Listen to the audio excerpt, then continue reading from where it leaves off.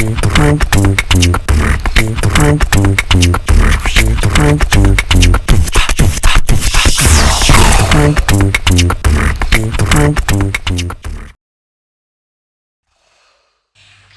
everyone, I'm back again, back with more exciting stuff to talk about. So my name is Kutsai Shishbai. You can all call me Casey, that's what my peers and my friends call me. So today again on Amplifying Girls Voices Studio 12 podcast, we're going to be talking about stuff which seeks to amplify young women and young ladies' voices. And I'm joined by my co-hostess, Babingelela Bangefafi. Hello guys, I am back and we're still doing it, we're still here. But straight to business, we have our two guests and they're going to introduce themselves. The stage is yours, guys. Ladies. Thank you so much, ladies. Hello, everyone. My name is Mave T, the only white born who speaks vernacular, the queen of Batonga, Eliga Mama. It's Marvelous Chuma. I'm the deputy director for the Noble Hands Zimbabwe Trust and the ambassador for the Albinism Connect. Okay, interesting. Thank you. And you? Hello guys, my name is Chidadiso Francis Cambazo. I'm an artist. I basically do anything artistic and I'm happy to be here.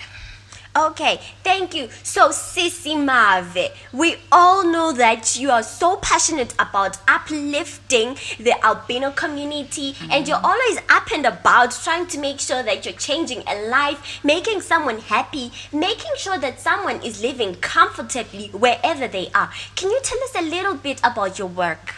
Okay. I'm someone who loves helping people. So now in our organization we are focusing on people with albinism. Okay. So when I was growing Vele, I was that person who wants to help abantu about disability. So now because of the lack of access to sunscreens here in Zimbabwe, people with albinism are dying of cancer. So I just took that upon myself. I need to help abantu, and Vele, that's what I'm doing at this. Okay, that's amazing. Thank you. So does your organization have a program that specifically focuses on young women with albinism? Yes, siyabancedisa on terms of sanitary wear. Okay, that's Yes, amazing. That's yes. quite good. Is. Yeah. Okay. So, you've got a kind heart.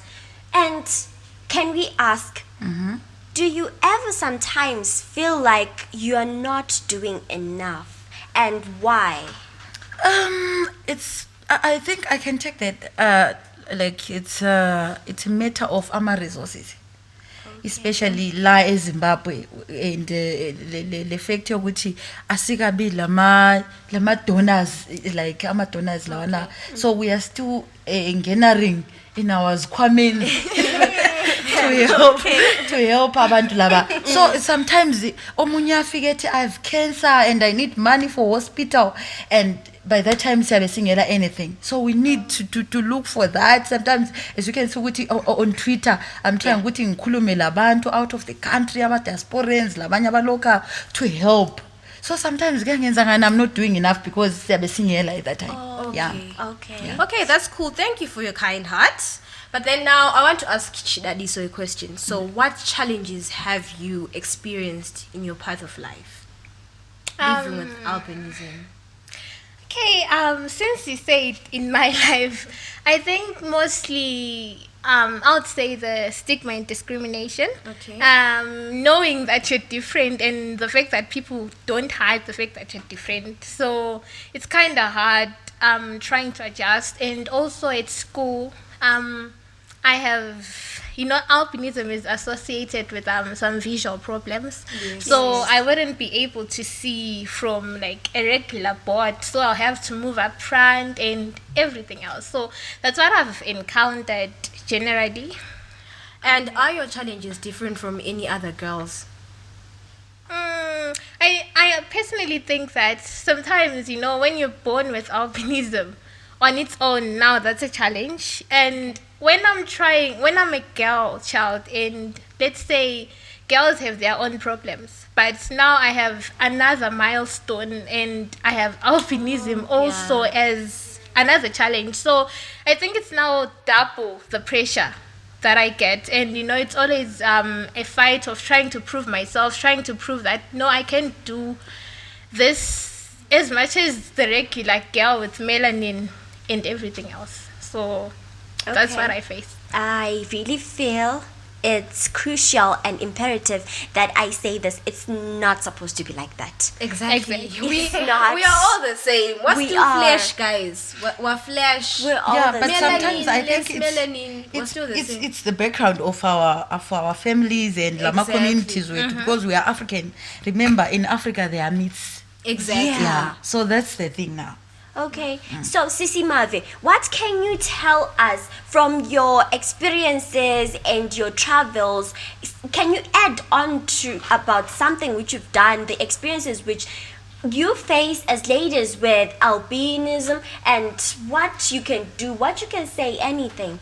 Okay, like it's kuma rural areas there is a big challenge because I've been there, like kuma deep rural areas. So there is a challenge whereby ama women with albinism, they are scared to like go kuma what's that kuma ekubuthanweni. There is a place, let's say kule something, kule something, then now the community needs to butana there. They are scared because people will be talking izinto ezingamanga kuhle. Even if there is any opportunity ukuthi we need umuntu ozabhala abantu abanje, umuntu kasoze abe free because she's thinking, okay, ngingasukuma, what will they say, and abanye they are even using izinto ezingekho good for their skin because they don't have access to ama sunscreens. I saw this other lady while ama black spots everywhere. Also we see anytime it can be cancer. So she was saying she is using a paraffin engangena emasimini, then she feels ukuthi now sengichile, she use paraffin, and then sometimes she uses umkhemeswane, ama fruit juices to apply on her skin because gala access kuma sunscreens. That's And then the bad. other thing futhi abahlangana layo, abantu in the community, like men, they will be coming trying to experiment ama-myths abazwa ukuthi if you sleep with a woman with albinism, sometimes uyaba lucky, sometimes we are healed from HIV. So now she was saying ukuthi akasakwazi ukuthi who is who obuyayo ebuya ukuzomthanda for real. She's single, uhlala abantu abakhe abayi-3 different fathers.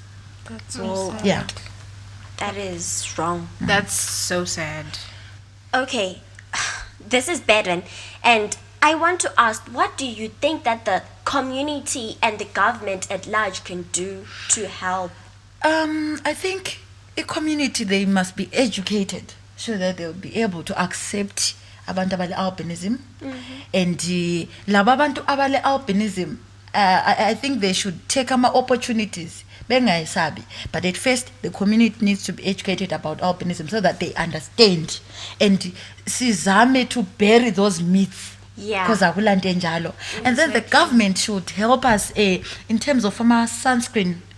I can say kumbe kube lama le percent yokuthi umuntu ole albinism uyathola amafutha laba at a cheaper price. Okay. Or let's say emakhaya, because a family esemakhaya bakwanisa ukuphila bengela dollar, kungela mali totally, and vele imali ayibambeki. Because if you look at abantu abale albinism even here in town, those guys, they were affected kakhulu. Let me say this, nge-COVID abanengi, they didn't go to school ngenxa ye short eyesight, abanye ngenxa yokuthi babehlala maybe khatshana lesikolo, and if you go there uyatshiswa lilanga. So now abanengi, ngathi 80% of abantu abale albinism, they are doing imisebenzi yezandla. Abanengi, they are in the streets selling. Now because of COVID-19, they are no longer selling. So kuvaliwe, and amafutha akhwelile. I can say from the time kungabe le lockdown, amafutha, it was ngathi 15 US. Now it's $22. Now look at umuntu le albinism uku vending. uyenza izinto zokuthengisa. So now it's affecting ukuthi abantu abaningi abale albinism, they are not working.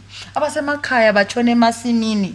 So abala mali. Now the government finally ibuye on board to help those people. Especially emakhaya, they can just take ama sunscreen there for free. Yeah, that's true. You see? Yeah. Okay, so Chichi, just a personal question. When do you have troubles accessing amafuta, sunscreen, and the likes? I don't. Mostly, I don't really have troubles because if it's not an organization that donates, my dad usually buys sunscreens for me. So I suppose I'm lucky. So you can advise people out there, the society, to help and donate and all that, isn't? I can because it's hard living without a sunscreen, trust me. You know, knowing that you can't go out, and even if you do, sunburn isn't nice. And the worst part is you end up with cancer. That's even worse. So I would really appeal to the community out there to help source sunscreen lotions because it's not even a want, it's a need. Okay. Necessary, very necessary. All right. So are there any platforms where you can go as ladies, as girls with your issues? Yeah, in our organization we have a certain program, a round table, women round table, whereby we call you, you say challenge yako, and then sometimes if we can't help you, we refer you to amanyama organization abangakwanisa ukuncedisa. Okay. Yeah. So, enough with the gloomy stuff. Please tell us about your triumph in the community. What have you achieved? What were your gains? Just briefly share that. I can say, like, mina in my community, I've tried to educate them. And mina, I'm not that person oyesabayo. I still remember this other day. I was outside, and then abantwana babuya, they were trying to touch me. Ngababiza ngathi, come feel my skin.